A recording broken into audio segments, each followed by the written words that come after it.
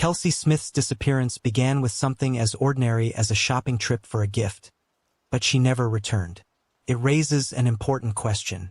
How often do well-intentioned state laws or company policies meant to ensure safety and comfort end up doing more harm than good?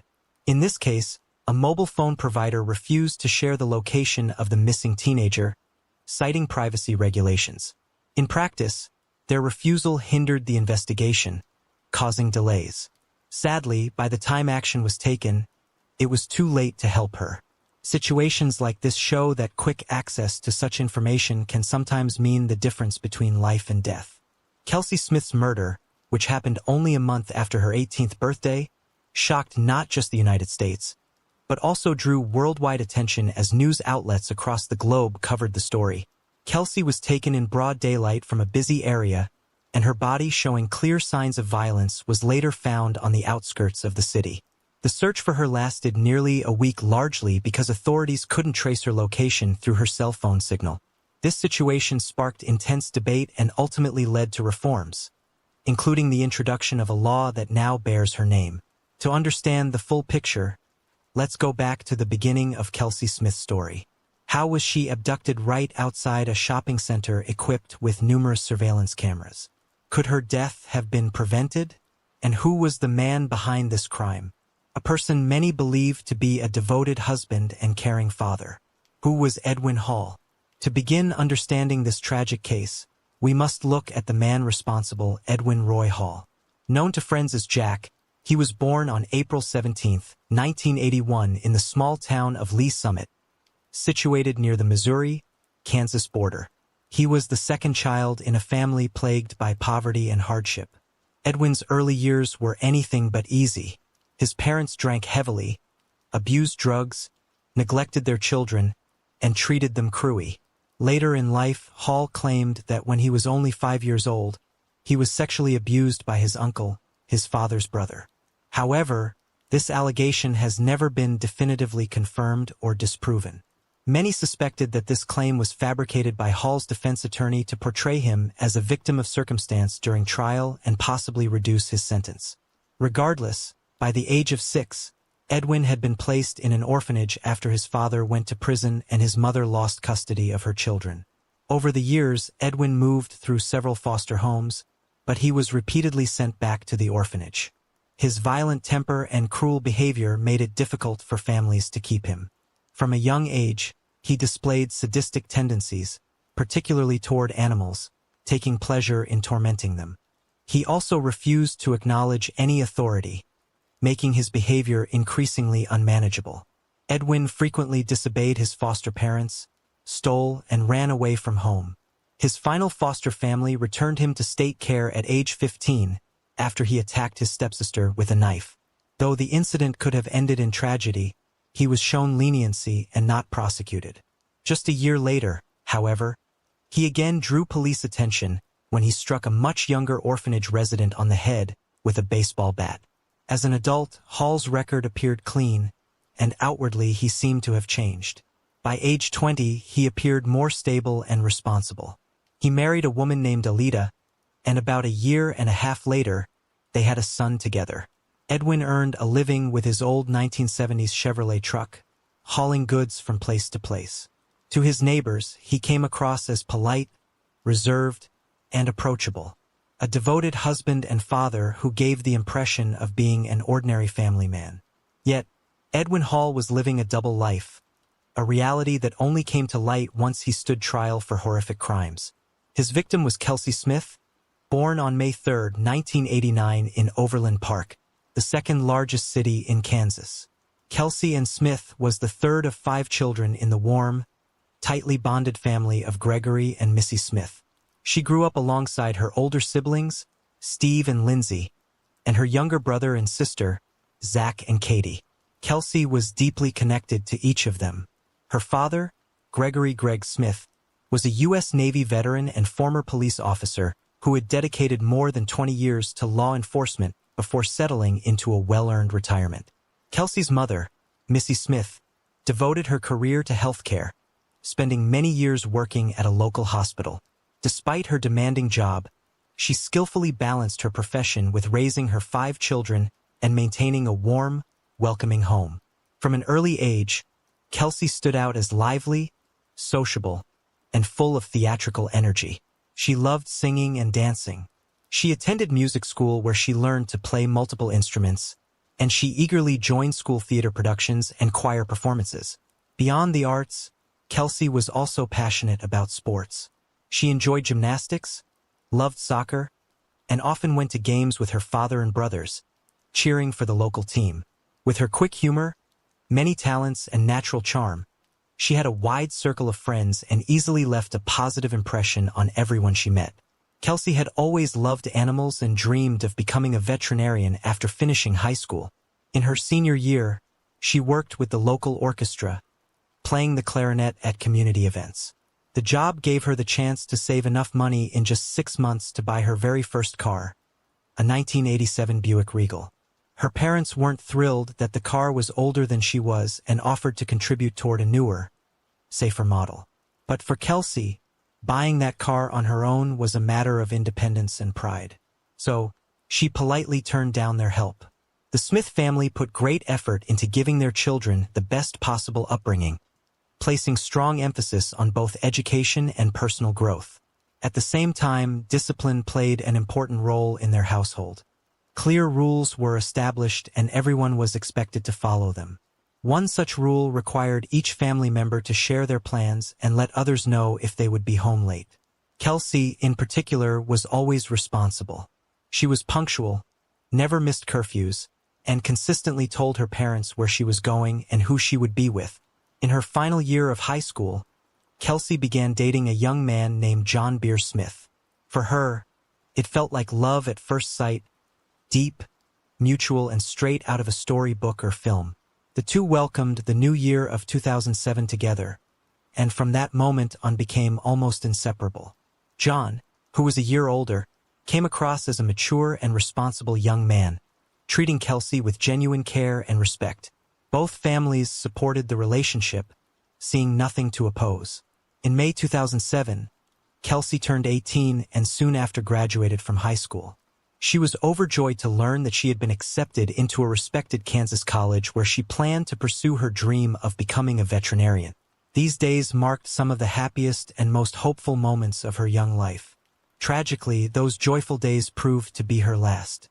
Kelsey joined her classmates in celebrating the end of high school, enjoying the parties, the carefree atmosphere, and romantic outings with John. At that moment, her life seemed perfectly on track. She had earned admission to her dream college, was in a loving relationship with a devoted young man who was preparing to propose, and appeared to have a bright, happy future ahead.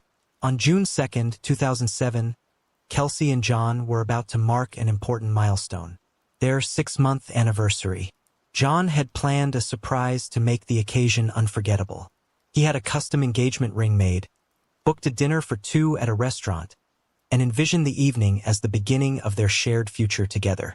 Kelsey had no idea that John was planning to propose. She only knew she wanted to surprise him with a thoughtful gift of her own. That Saturday, she styled her hair, did her makeup, dressed nicely, and drove to a Target store just 10 minutes from home. Nothing hinted at the tragedy that was about to strike. Around 7 p.m., she called her mother to say she had found a present for John, but was still searching for the perfect gift bag, something romantic.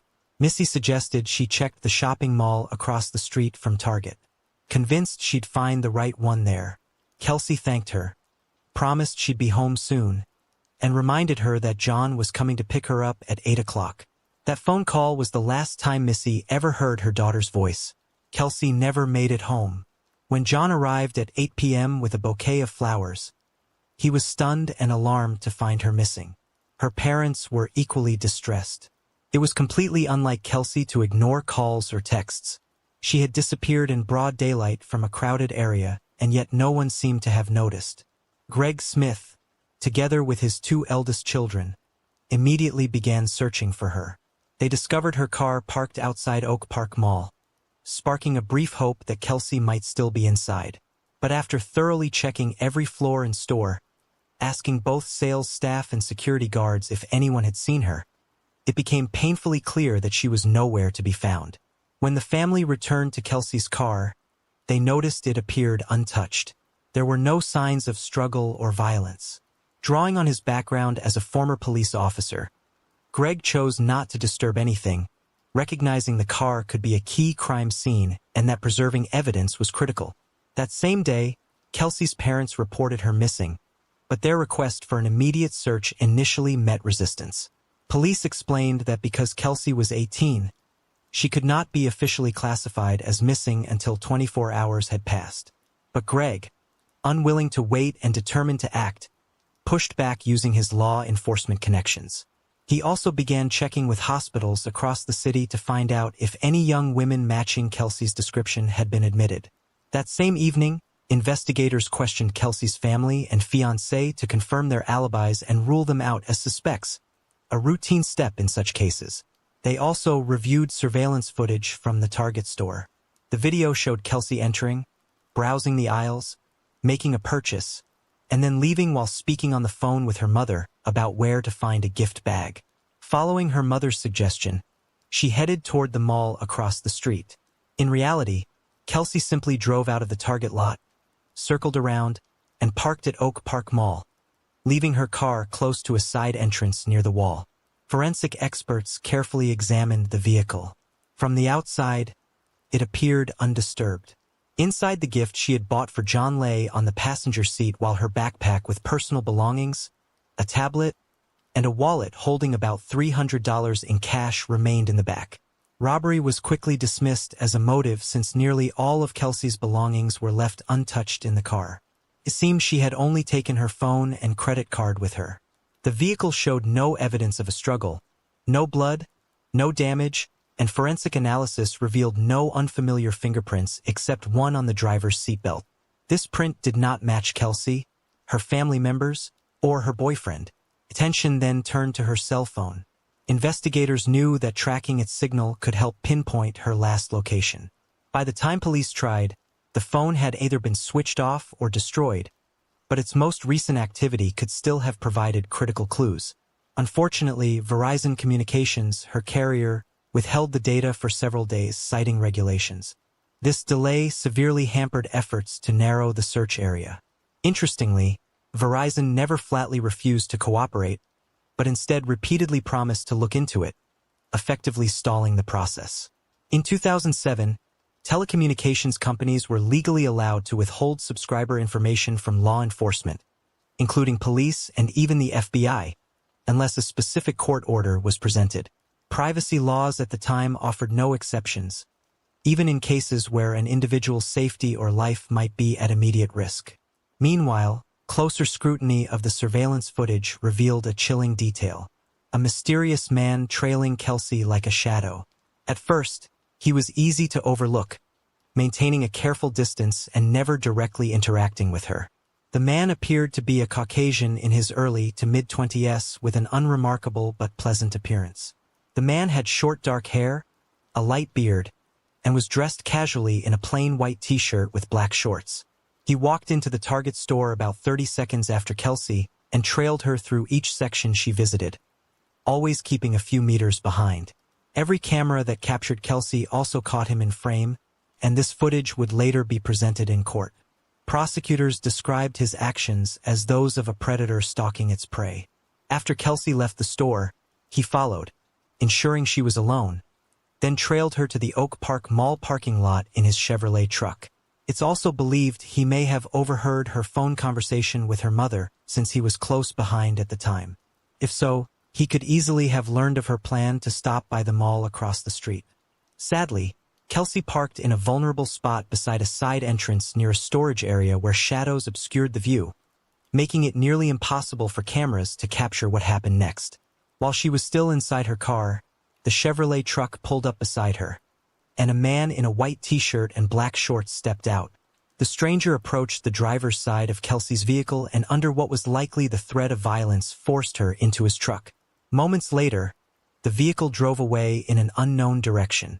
From the very beginning, Gregory Smith drew on his law enforcement background and contacts to push for maximum exposure. He understood that widespread media attention could greatly increase the odds of finding Kelsey and ensuring the perpetrator was caught. The case quickly gained massive attention, reaching not only national but also international media outlets, including the well-known program America's Most Wanted.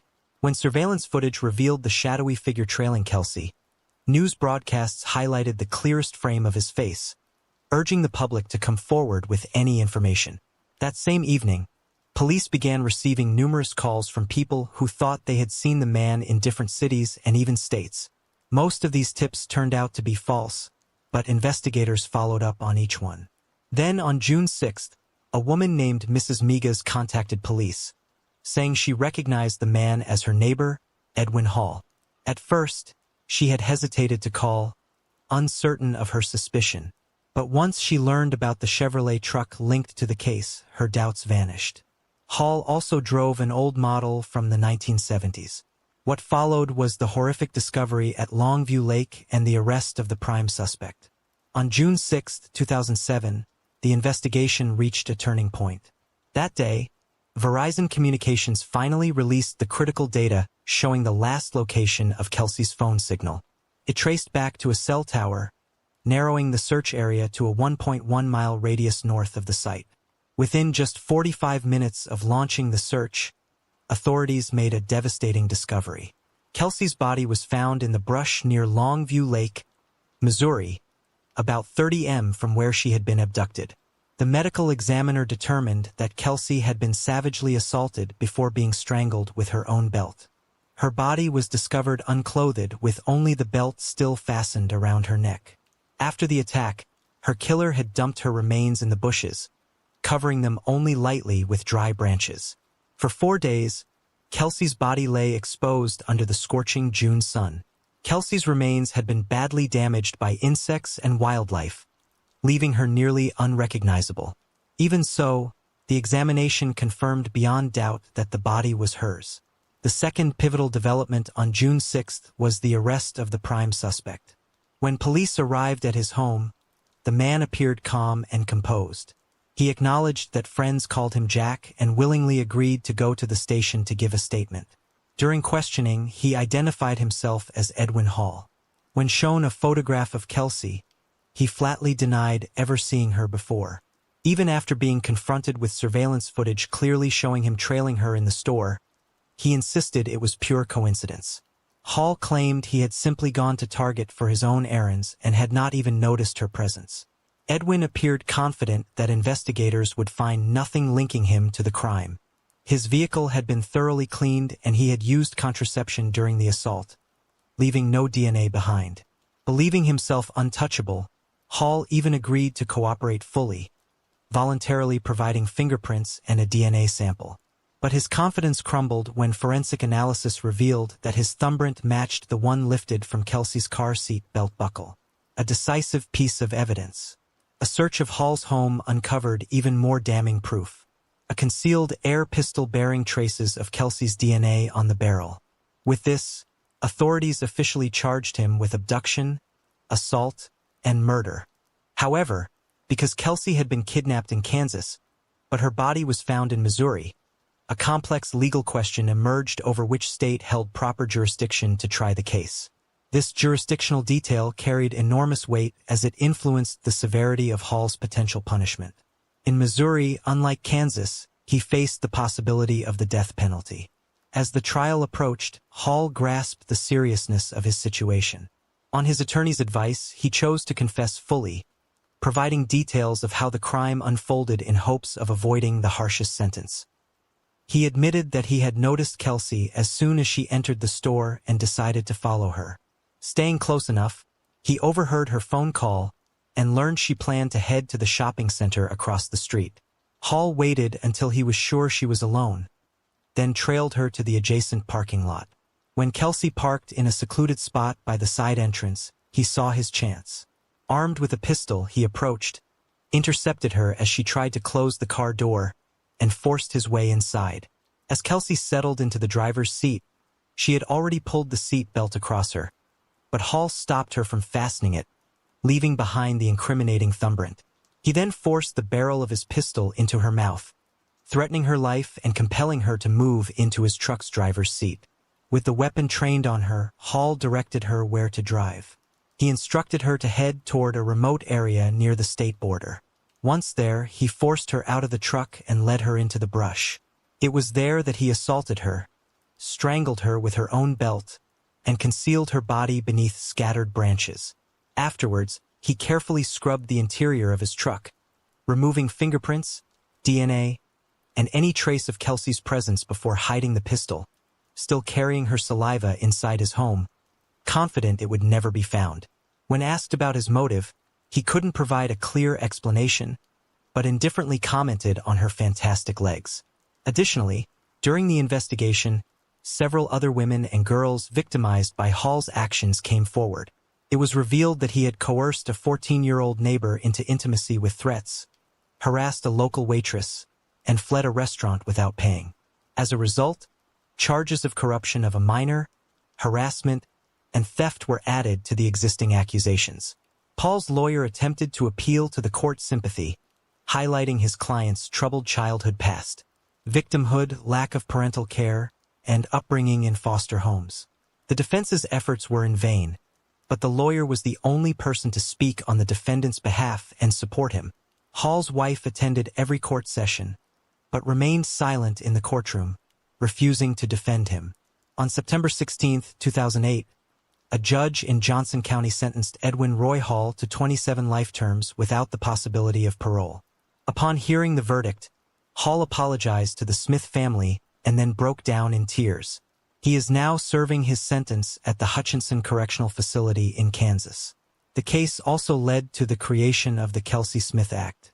Verizon Communications' hesitation to provide the last known location of Kelsey's phone for 4 days drew widespread criticism.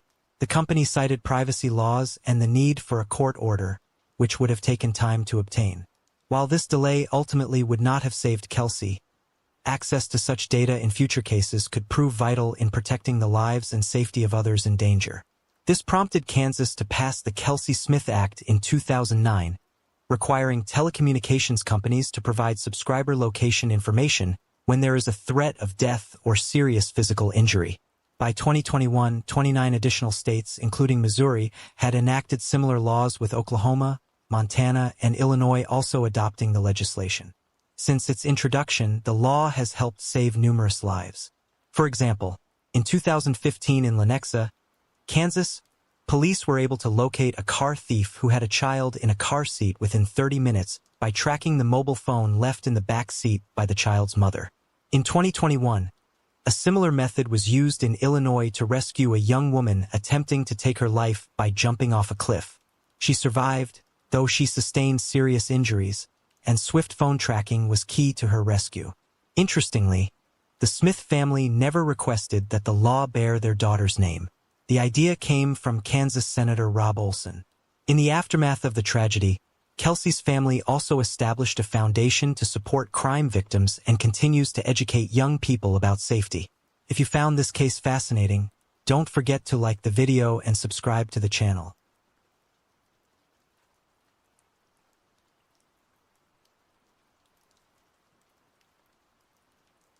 In this video, we delve into the heartbreaking case of Tiffany Adams.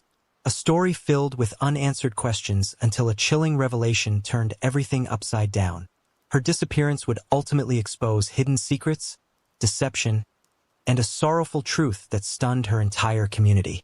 Tiffany was last seen on November 5, 2014. She was 20 years old and 8 months pregnant at the time. Tiffany had planned to visit her mother, who lived next door to her father, but she never arrived and was never seen again. On November 7th, just 2 days after her last sighting, her family reported her missing. Sullivan, the town tied to her case, is located in Hamilton Township and serves as the county seat of Sullivan County, Indiana. According to the 2010 census, it had a population of just over 4,000. Many young people dream of moving to a bigger place, and Tiffany Adams was no different.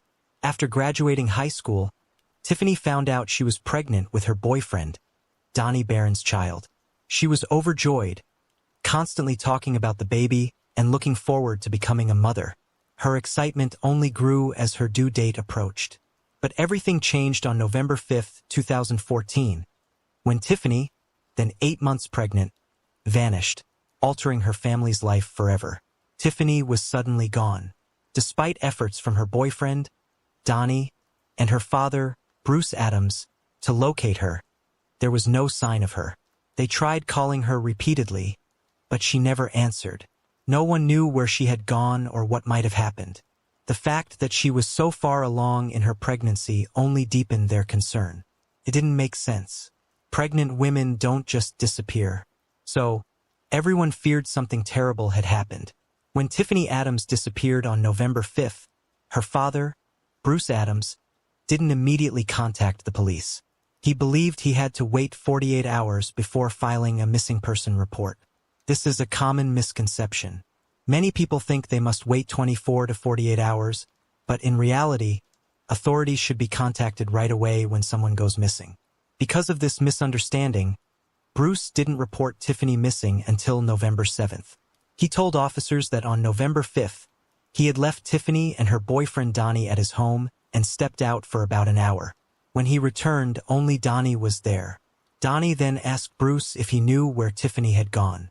Donnie told Bruce that Tiffany had gone to her mother Christina's house, which was just a short walk away. Sadly, Bruce Adams was not Tiffany's biological father. Her real father had never been involved in her life. When police spoke with Christina, she admitted she didn't know where Tiffany was either. According to Christina, the last time she saw Tiffany was on October 30th, 5 days before her disappearance. Due to the seriousness of the situation, state police were brought in to help investigate and locate Tiffany as quickly as possible. In missing person cases, investigators typically begin by questioning those closest to the individual. Since Donnie was the last known person to see Tiffany, authorities wanted to speak with him first. But by that time, Donnie had already left town and no one knew where he had gone. Donnie's sudden disappearance right after his pregnant girlfriend went missing was deeply unsettling. With Tiffany gone, authorities focused their attention on two main individuals, her stepfather Bruce Adams and her boyfriend Donnie Barron. But with Donnie nowhere to be found, suspicion only grew. Word quickly spread throughout the small town of Sullivan that Tiffany was missing. And the fact that she was 8 months pregnant made the situation even more heartbreaking. Tiffany had so much ahead of her in life. While some speculated she had been abducted, many held on to the hope that she would return safely. There were scattered claims of sightings, but they turned out to be nothing more than rumors. Police were confident she hadn't run away. With Donnie's whereabouts unknown, investigators turned their attention to Bruce, trying to determine what he might know. Bruce claimed he had a solid alibi. He said he went to the store and during that time Tiffany left his house. An officer followed up by checking the grocery store and records confirmed that Bruce had indeed been there on November 5th. Still, the timeline remained unclear as no one knew the exact moment Tiffany disappeared.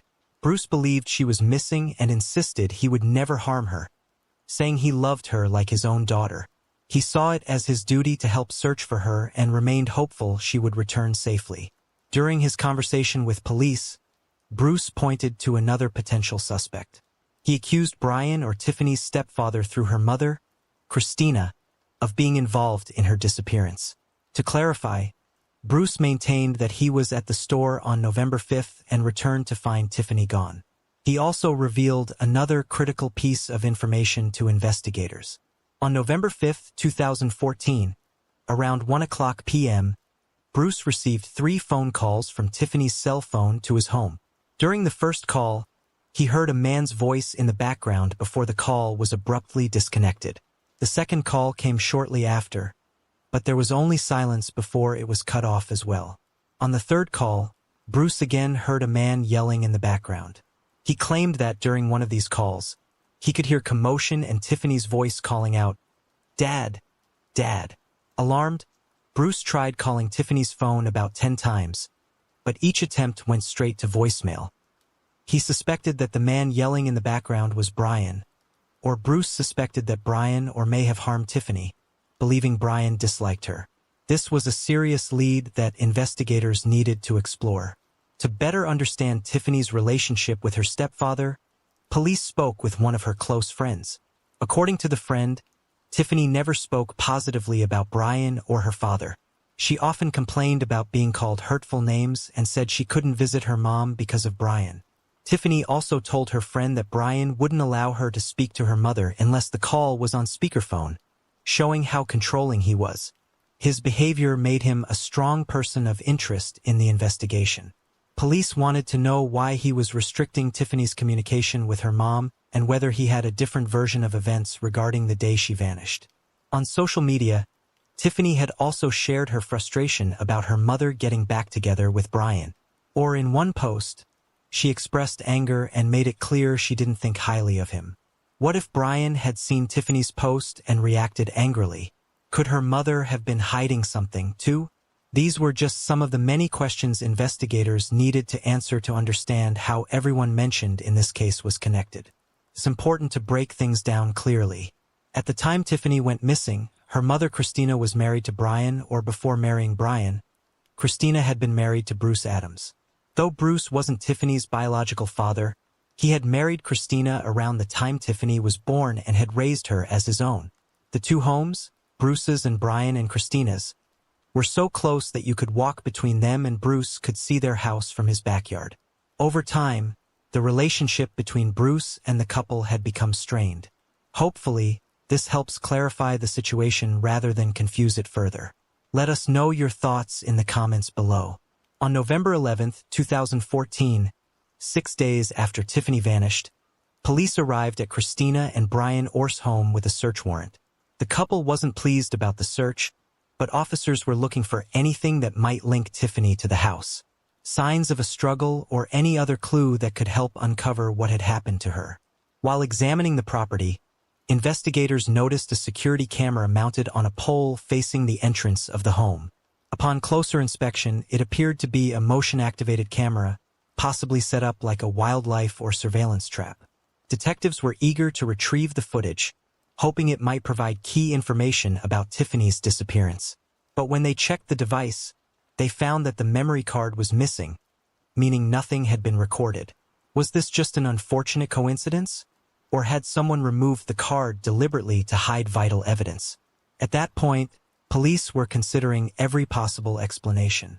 Brian Orr remained a person of interest, but there was no solid evidence linking him directly to Tiffany's disappearance. At the beginning of the investigation, Tiffany's boyfriend, Donnie Barron, was also considered a potential suspect. Bruce was the one who initially reported Tiffany missing, and Donnie was the last known person to have seen her alive. Yet he had already left town by then. Eventually, the sheriff was able to track Donnie down and speak with him. Donnie claimed he loved Tiffany and had no idea why she had disappeared so suddenly. He wondered who she might have been with. He said it had been his dream to raise the baby with her. Still, his actions raised questions. Why had he vanished? Why didn't he assist with the search or take part in the investigation? There was a possibility that Donnie may have harmed Tiffany in some way. It was difficult for him to prove he wasn't at Bruce's house when she disappeared, especially since he was the only one who could vouch for his whereabouts. Another major revelation in the case was that Donnie wasn't the biological father of Tiffany's baby. The actual father was Paul Artem McHenry. In high school, Artem was considered a heartthrob, tall, athletic, and the guy every girl seemed to admire. He and Tiffany had been in a relationship for 3 years before breaking up in March 2014. Shortly after the breakup, Tiffany began dating Donnie. She was stunned to find out she was pregnant and unsure of who the father was at first. Ask either Donnie or Artem. Both were closely tied to Tiffany and the situation was complicated. At the time, most people assumed the baby was Donnie's, especially since he and Tiffany were together. But after an ultrasound revealed how far along she was, Tiffany realized the baby was actually Artem.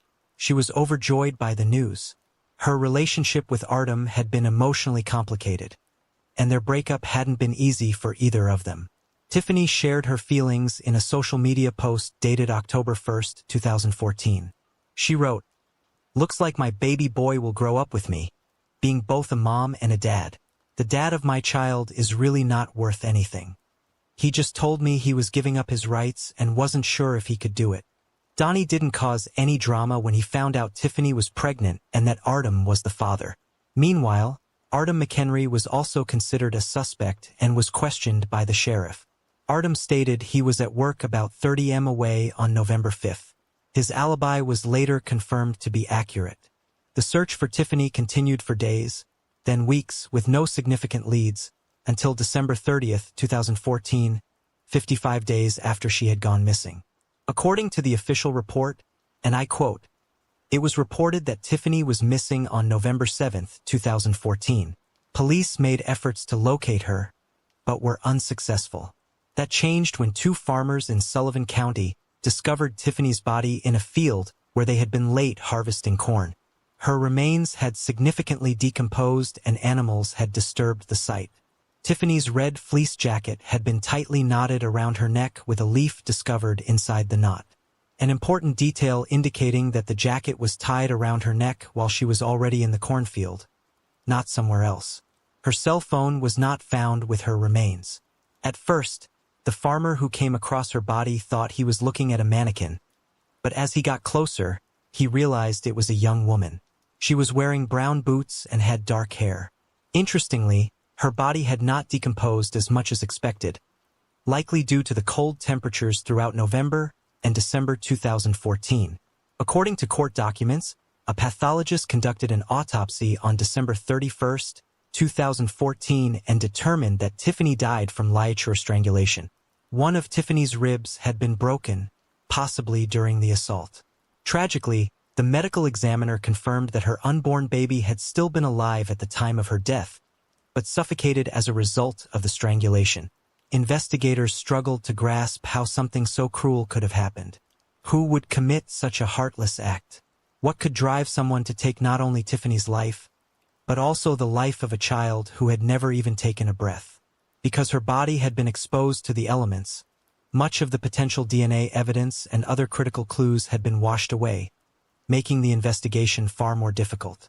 However, detectives were able to gather valuable information by analyzing Tiffany's phone records.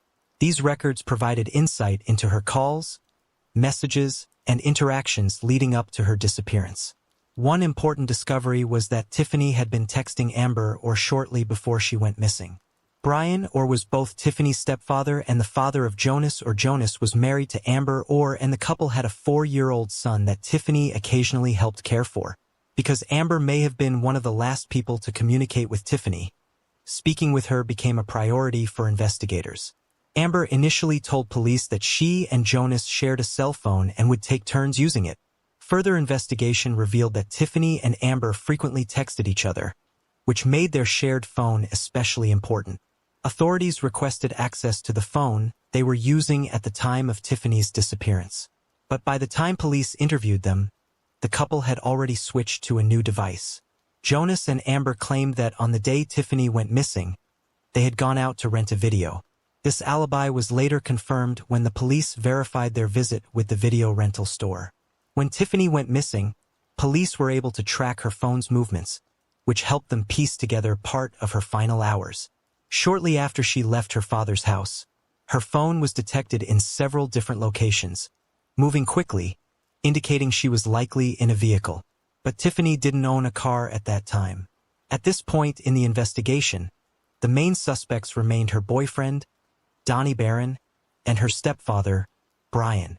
However, investigators were able to confirm that Donnie had not left Bruce's house during the time Tiffany disappeared. With Donnie ruled out, attention shifted to Brian and his version of events. Brian and Christina told police they hadn't been home that day because they were working on an apartment across town and didn't return until late that night. But cell phone data told a different story. Records showed that at 11:15 a.m., Tiffany's phone pinged outside her mother's house. After that, the phone was inactive for about 39 minutes. When it turned back on, it was in the same area where her body was later discovered. Lake Sullivan was the final location where Tiffany's phone was tracked, making it a key point in the investigation. One of the biggest questions became, whose vehicle was Tiffany in, and did the driver have anything to do with her death? As detectives dug deeper, they discovered that on the day Tiffany disappeared, her half-brother Jonas had borrowed a Chevy Blazer from a friend named Jim Fish. Jim worked at a sawmill and Jonas was supposed to return the vehicle there. However, Jonas ended up bringing the Blazer back 6 hours later than planned. He explained the delay by claiming the vehicle had broken down. What you're seeing now is a portion of an official court document that provides further details. Feel free to pause the video and read it carefully. For those who are just listening, it's important to note again. Jonas returned the Chevy Blazer 6 hours late. At this point, Jonas had become a central figure in the investigation. Adam and Jonas claimed they were at the video store when Tiffany went missing. Police followed up by revisiting the store and receipts confirmed they had indeed been there. However, investigators discovered that their visit occurred much later than originally stated, which raised suspicions. They could still have been involved in Tiffany's disappearance. As previously mentioned, the last location where Tiffany's phone was active was near Lake Sullivan. Remarkably, the dive team managed to recover her phone from the lake. According to the official report, and I quote, Tiffany's cell phone was found in Lake Sullivan on August 27, 2015. Approximately half a mile from the location Jonas told Sheriff Kodum the Blazer had broken down the day Tiffany went missing. When the phone was recovered, all of the text messages had been deleted. However, the Indiana State Police Cybercrimes Unit successfully retrieved the deleted messages word for word, providing crucial evidence for the case. When investigators examined the recovered messages, they discovered that Jonas had been texting his wife, Amber, using Tiffany's phone. Since Tiffany's number had changed, Amber didn't recognize it and had no idea the messages were coming from her half-sister's phone. Eventually, she realized it was Jonas who had been sending the texts, which cleared her of any suspicion in Tiffany's case. In November 2015, Amber filed for divorce. Police had successfully recovered all the deleted messages which were documented in court records. If you're interested, you can pause the video to read through the excerpts yourself. During his first conversation with authorities, Jonas claimed that the last time he saw Tiffany was at a Dollar General in September 2014, where a family argument had escalated to the point that police were called. On the day Tiffany disappeared, he said the Chevy Blazer he borrowed broke down near the sawmill, close to the intersection of County Road 75 East and County Road 300 North. Jonas shared this account with Sheriff Kodum. He claimed that after the Blazer broke down, he flagged down a passing car with two strangers who offered to help. One of them allowed him to use their cell phone so he could contact his wife, Amber, who was not with him at the time. Jonas said he sent Amber a text using the stranger's phone, then restarted the Blazer and let it run for a few minutes. After returning the phone to the strangers, he said he drove straight to the sawmill. He estimated the entire encounter with the strangers lasted about 20 minutes. Once at the sawmill, deputies were told Jonas asked to borrow Jim's phone. Using that, he called Amber and told her where to meet him. Jonas firmly stated he had no involvement in Tiffany Adams' death. Jonas never believed police would recover Tiffany's phone or be able to retrieve all of her deleted text messages. But investigators did just that. A forensic expert from the Indiana State Police lab examined evidence found in Jim's borrowed Blazer. The scientists confirmed that red fibers discovered in the vehicle likely came from Tiffany's red fleece jacket, the same one that had been tied around her neck. Eventually, Jonas was arrested and charged with the murders of Tiffany and her unborn baby. Investigators believe Tiffany left Bruce Adams' house on November 5, 2014 and headed toward her mother Christina's home. But neither Christina nor her husband Brian were there at the time. At some point, Jonas, driving Jim's borrowed Blazer, intercepted her. He then took Tiffany to a cornfield and murdered her. To cover his tracks, Jonas removed the memory card from his father's motion sensor camera, which may have captured Tiffany entering his car. He later threw her cell phone into Lake Sullivan. These findings ultimately cleared Brian as a suspect in the case. The complicated and tense relationship between Jonas and Tiffany may have played a major role in the tragedy. They had a long-standing feud. Jonas reportedly couldn't stand Tiffany. Meanwhile, Jonas shared a deep bond with his father, Brian. It's possible that the things Tiffany posted about Brian on social media enraged Jonas. But even then, how could someone commit such a brutal act against a young woman who was 8 months pregnant? It defies reason. There's no way to truly make sense of it. Do you think Jonas ever felt remorse for what he did to Tiffany? It's worth reflecting on. According to court documents, between August 2015 and February 2016, an inmate named John Clean shared a cell block with Jonas and later testified for the prosecution. He told the court that while watching a TV show about a cold case murder, he casually remarked to Jonas how strange it was for someone to keep quiet about a crime like that for so long. Jonas's reaction would soon become a key part of the case. You'd be shocked at what you can live with when you have to, Jonas reportedly told Clean. According to Clean's testimony, Jonas also admitted that he didn't feel remorse for what he did to Tiffany, but he did feel guilt over the baby. He even asked Clean if he believed God might forgive him. Despite this, Jonas maintained his innocence throughout the trial. In July 2016, he was sentenced to 2 consecutive 60-year prison terms. Tiffany Adams deserved so much more: a full life, a future, and the chance to raise her child. Her tragic story serves as a heartbreaking reminder of how quickly things can unravel and how silence or inaction can have devastating consequences. If you found this case fascinating, don't forget to like the video and subscribe to the channel.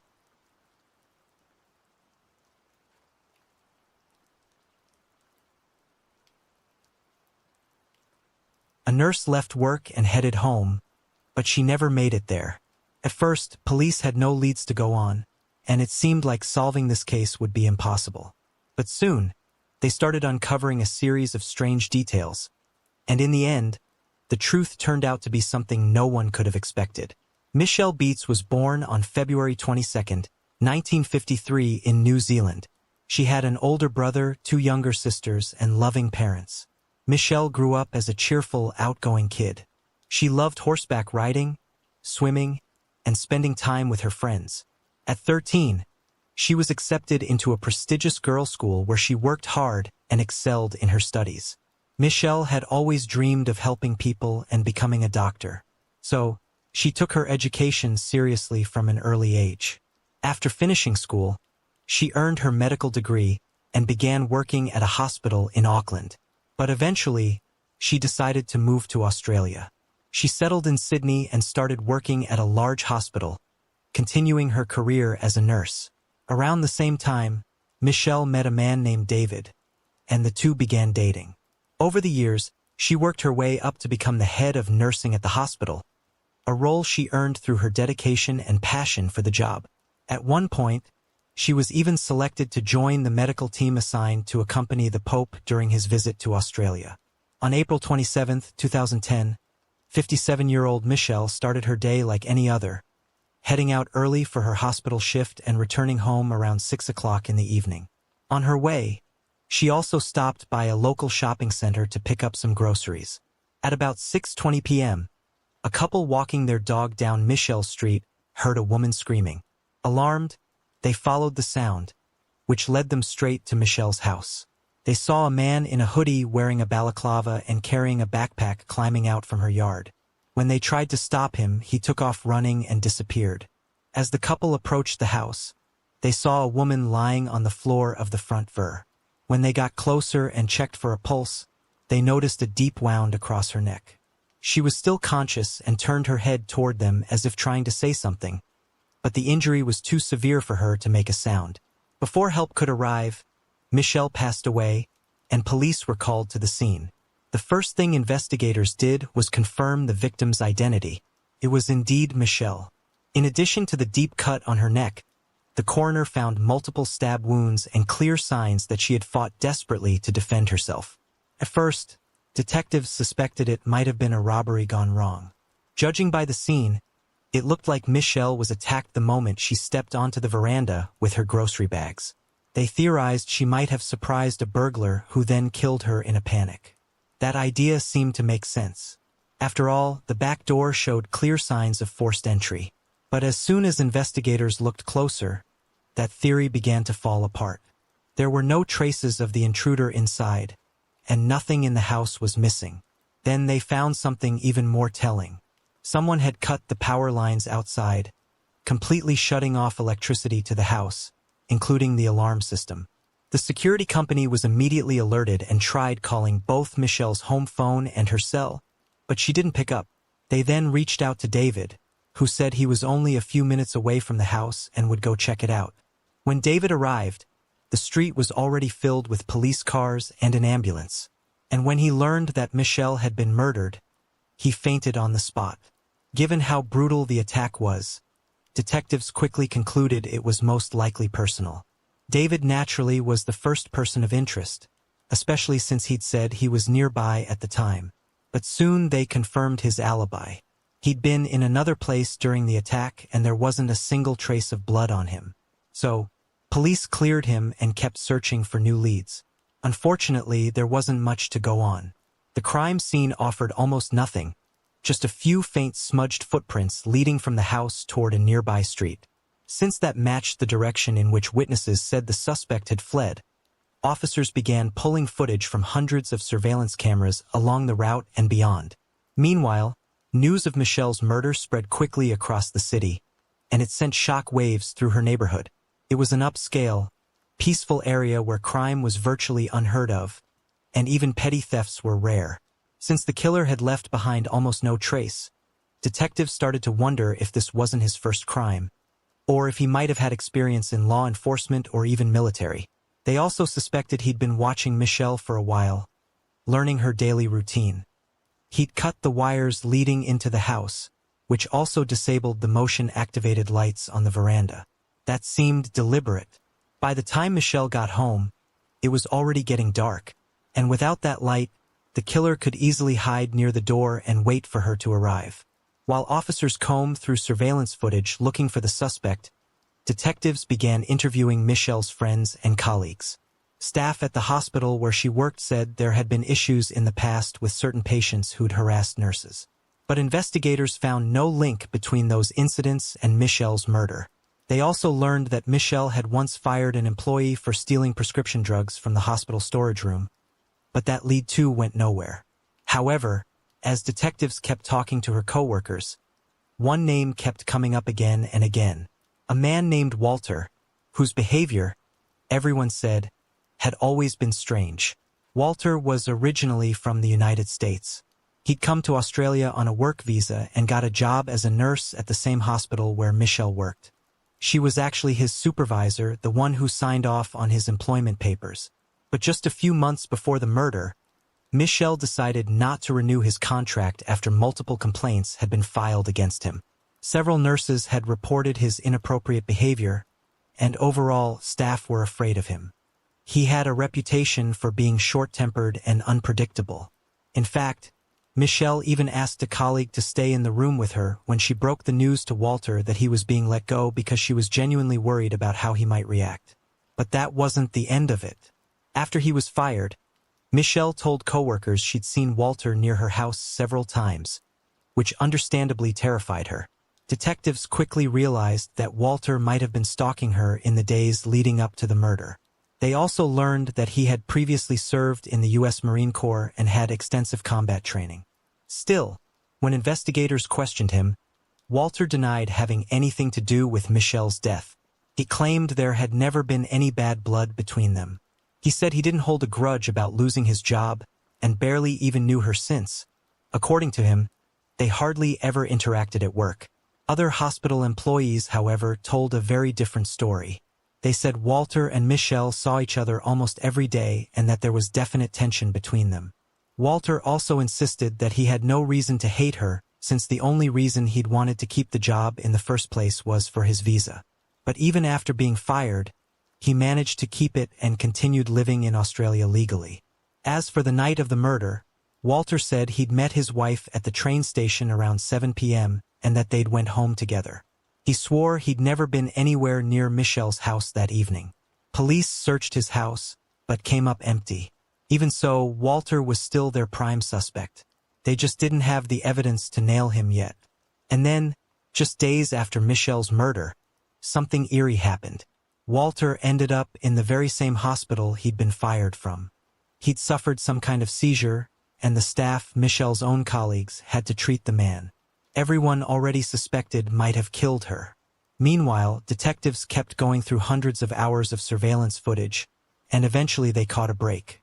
On one of the recordings from a shopping center less than a mile from Michelle's house, they spotted a man who looked a lot like Walter. The timestamp showed he was there just 10 minutes after the murder. But that wasn't all. The footage also showed him tossing his backpack into a trash bin before walking away. When investigators brought Walter back in and showed him the footage, he didn't seem nervous at all. He admitted it was him on the video, but said he just stopped by the mall to run some errands and that the backpack was old, something he'd been meaning to throw away for a while. Police sent crews out to multiple landfill sites across the city, trying to track down that bag, but came up empty-handed. Despite all the suspicious details, detectives still didn't have enough to charge him with anything. For the next few weeks, investigators struggled to find any new leads. It was starting to look like the killer had completely covered his tracks and that justice might never come. But then, 3 weeks after the murder, everything changed in the most unexpected way. Walter's wife, Samantha, came forward and told police she was ready to testify against her husband in exchange for full immunity. According to his wife, Walter hated Michelle for not renewing his contract. He also believed she'd given bad references about him to other hospitals, which made it impossible for him to find another job. He complained about Michelle to his wife, insulted her, and eventually started talking about getting revenge. At first, he told his wife he just wanted to scare Michelle in a very odd way. He said he'd dress up as a Mormon and go to her house to silently hand her a religious pamphlet. Pretty quickly, he shifted into darker territory, claiming he worked for some secret Irish organization that had finally given him permission to kill and that he'd be paid a lot of money to do it. In the weeks before Michelle's death, he began preparing. He watched her, learning her routines and routes, and called her home phone from Painstaking more than 30 times to figure out when she was home. He even drove past her house to watch her, often not even trying to hide. And Michelle said she'd spotted him several times. His wife also told police that Walter practiced knife strikes on her and her brother, focusing on how to cut a throat silently, a technique she said he'd learned in the military. He'd take the knife every morning when he woke up and again before bed, just sitting and staring at it. A few days before the murder, he bought a whole outfit from a thrift store, including gloves, and paid in cash, so the purchase couldn't be traced. On the day of the murder, Walter did meet his wife, but not at the train station. They met at the same shopping center where he later threw away his backpack. When she tried to kiss him, he told her not to touch him because he was dirty, then admitted he had just killed Michelle. Walter said he broke a window at Michelle's house and tried to pry open the back door to make it look like a break-in. He also cut the wires leading to the house to disable the porch lights and waited for her to come home. But despite all that planning, something went wrong. Walter had intended to ambush Michelle from behind. But that evening, her car broke down, so she had to park on a different spot. When she finally stepped onto the porch, she saw him and screamed. Walter told her he wouldn't hurt her if she stayed quiet. Michelle said, "Okay, I won't scream. I'm just afraid you'll hurt me." Right after that, Walter slashed her throat and stabbed her several times in the upper body. When he saw a couple running toward the house after hearing the scream, he fled. He changed clothes behind a nearby garage, stuffed his bloody outfit and knife into his backpack, and threw it away at the mall. Samantha explained that she hadn't gone to the police sooner because she was terrified, afraid that if she talked, Walter would kill her, too. Around that same time, detectives got a call from a journalist who said she had some interesting information to share. She told them she'd met Walter in the early days of the investigation. Right after reporters learned that police were starting to suspect him, she got his phone number, and over the next 2 weeks, they spoke several times. During all those conversations, Walter kept insisting he was innocent until one day he called her again and said he needed to tell her something unpleasant. He admitted that he had killed Michelle, saying it was a contract killing for a large amount of money. Walter claimed he'd been diagnosed with cancer and wanted to make sure his wife had enough money to return to her home country, Vietnam, and start a business there. The journalist immediately contacted detectives who, as it turned out, were already interviewing Walter's wife at that very moment. Her brother also confirmed that Walter had practiced knife attacks on him and even asked him to come along to Michelle's house to act as a lookout during the murder. That was all the police needed to make an arrest. Walter was charged with murder, but refused to plead guilty, and he was sent to jail to await trial. A few months later, guards found him in his cell bleeding heavily and rushed him to the hospital where doctors managed to save his life. It turned out Walter had done it to himself, so he was placed under close supervision. The trial began about a year and a half after the murder, and Walter still refused to plead guilty. He showed little interest in what was happening and barely participated in the process, leaving everything to his lawyer. His attorney argued that there were no physical pieces of evidence linking Walter to the crime and tried to challenge the statements made by his wife and brother. According to the defense, they had every reason to lie. After all, they had both struck a deal with prosecutors and were granted full immunity. And that wasn't all. As part of the agreement, they were also promised Australian visas. To the defense, that was more than enough motivation to tell the police exactly what they wanted to hear. The lawyer also claimed that Walter had suffered a serious brain injury in a car accident 2 years before the murder and might not have been fully aware of his actions. However, before the trial, Walter underwent a medical evaluation, and experts found no signs of any mental condition that could excuse him from responsibility. The prosecution's main evidence came down to the testimony of Walter's wife and her brother, along with the security footage. Even though there was no physical evidence linking him to the scene, the prosecutor argued that the large amount of circumstantial evidence was more than enough to prove his guilt. According to the prosecution, Walter's motive was simple. He was furious at Michelle for refusing to renew his contract and decided to take revenge. In the end, the jury found him guilty, and in March 2012, Walter was sentenced to life in prison. He showed no emotion whatsoever and barely seemed to register what was happening around him. When the judge asked him to stand for the verdict, he didn't even seem to hear it. His lawyer had to repeat the request. Throughout the trial, though, Walter often smiled and made strange gestures toward Michelle's relatives sitting in the courtroom. After the trial, another disturbing detail came to light. In the United States, Walter had an ex-wife and a child, and he owed them more than $50,000 in unpaid child support. That was one of the reasons he'd clung so tightly to his Australian visa. He didn't want to go back and face those debts. Later, investigators discovered that just a few weeks before Michelle's death, Walter had actually flown to the U.S., planning to kill his ex-wife. For reasons that remain unknown, he never went through with it and returned to Australia, where he shifted his focus entirely to Michelle. As for his claims about working for a secret Irish organization, detectives found no trace of evidence to support any of it. The same went for his story about having cancer. There wasn't a single medical record confirming that diagnosis. In 2015, Walter tried to appeal the verdict, arguing that the prosecution shouldn't have mentioned his military background during the trial, but his appeal was denied. Walter remained in prison to serve his life sentence. But 5 years later, guards found him dead in his cell, and the autopsy confirmed that he'd done it himself. And with that, the case finally came to an end. But some things about it still feel unsettling. For instance, it's strange how vividly Walter's wife described every detail of the murder, almost as if she'd been there herself. Maybe Walter told her everything in such detail on purpose, so she could cut a deal with police later and secure her visa. Perhaps he knew he'd end up behind bars anyway and decided to make sure his family got something out of it. That could explain why Samantha only came forward 3 weeks after the murder, immediately demanding immunity and visa. In the end, though, Michelle's legacy lived on. In 2012, the government of New South Wales established an annual award in her honor, given to medical staff who've made outstanding contributions to children's healthcare. Share your thoughts on this story in the comments section, and don't forget to press the like button if you enjoyed my video. Thank you for watching.